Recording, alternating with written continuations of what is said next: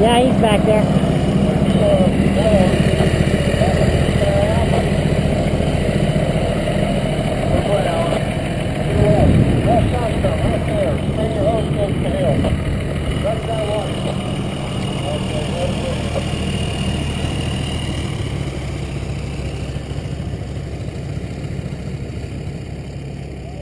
Okay, Russ, go up on top of the hill and the fire truck up there. Get water. Welcome to phase 1. This is right after our initial ignition. If you watched our initial ignition video, that is a separate burn than this one right here. Well, I don't have the footage from the initial ignition for this particular burn. We're doing about, if I remember correctly, it's 1,400 acres, and we're just putting in the downwind side, putting in the blackline. This is going to be the foundation here. Do they have just one spotter they can spare?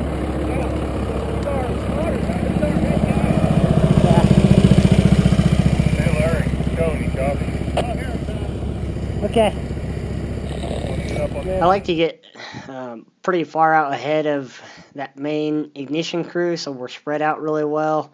It gives time for this to back burn. That allows us to take bigger cuts and experience less heat as we're lighting.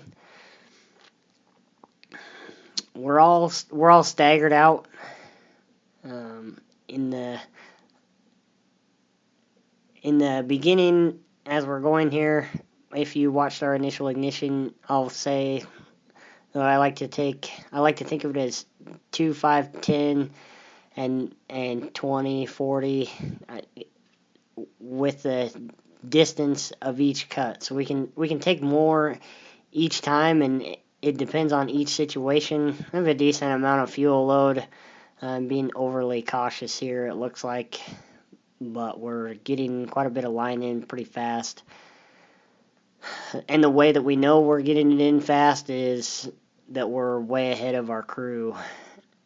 We were waiting on a spotter once because they were having some problems back at the initial ignition, and so that's all good. One thing I'm doing here is I'm just putting down a little spot of fire every 10 feet or 20 feet, and I think that's a pretty safe way to put in line if you have heavy fuel loads and you don't have a lot of supporting equipment.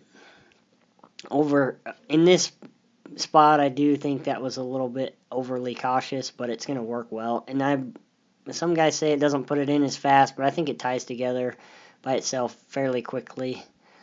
And then when I take that second pass past those initial little spots, I just split the difference and put them in between, and they seems to grow together really well and eventually creates a nice solid line on its own. A little bit of patience goes a long ways there, but you can see that in those two clips. And this kind of shows that we were able to grow the amount of grass that we take each time, and we're all spread out really well. You can just barely see that third guy back there. And there's actually a fourth guy behind him, and we've put in, I think there's a little over 100 feet of black line there pretty easily. And by the time we get done and move on from here, I think we'll have 200 or 300 feet. This is coming to the corner. We're just tidying up. There's 3 of us walking this out here in this pocket, and we'll have this downwind side pretty well put together. We'll be turning the corner, and then we'll have to wait for just a little while for that to fill in, and we're going to do a little bit of work here to get this little hole to fill in behind us to kind of complete our downwind side black lining. But once we get to this corner, we want to be sure and put in a little bit of line going perpendicular to our downwind side just to keep that contained so it doesn't do something funny and get ahead of us. I have heard some comments on different videos on YouTube saying overstanding in fuel, and we shouldn't be. There's always an inherent risk. You're working with something dangerous. If you're afraid, don't come, I guess. But we're working under known and predicted conditions based on the weather. Yes, something drastic could change, and we would have to basically put it all out, or something bad could happen. That's always a possibility. Scott, and we're in the bottom. You want us to head north? And slowly, we gotta fill that hole in right there a little bit. 10-4. So we're gonna wait for this to fill in right here and do a little bit of work putting this line in. But that being said about how this is inherently kind of a dangerous activity, some measured risks are taken. That's just part of it. And again, like I said, if you don't want to take the risk, just don't do a dangerous, risky job, or don't come.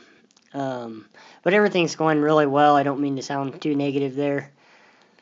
This burn's going to come together. This downwind side is going to be blacked out really good. And this portion right here, again, is another one of those places where, man, really wish I had an ATV, or really wish that we could actually drive an ATV in this terrain. And but we have to put this line in by hand. You can see that I have two escape routes. One is to go up over the hill, and the other one is to step across into the black.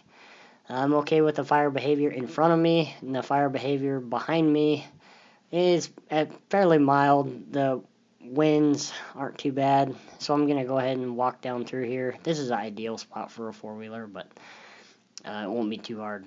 And the payoff is pretty good. It makes a big difference getting this little bit of line in right here. So just walk down a little ways, assess fire situation, and then commit. Once you step down into the bottom, you're committed to what you're going to do. Generally, I suggest lighting from the head of the pocket back out.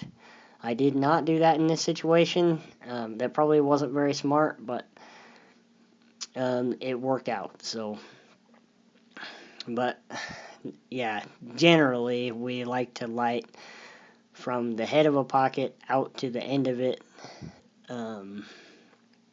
That way that it doesn't burn across, trapping us inside that pocket, because a lot of times there's really no way out the end of a pocket. But anyway, we get that line in, and you can see how that's going to help tidy this up. And eventually our interior guy, they stay pretty busy, but he is able to find some time to come over and help us clean up this little corner, and we have to wait around a little while before we head north. But if you have any questions, please leave them in the comments below. We hope you enjoy the videos.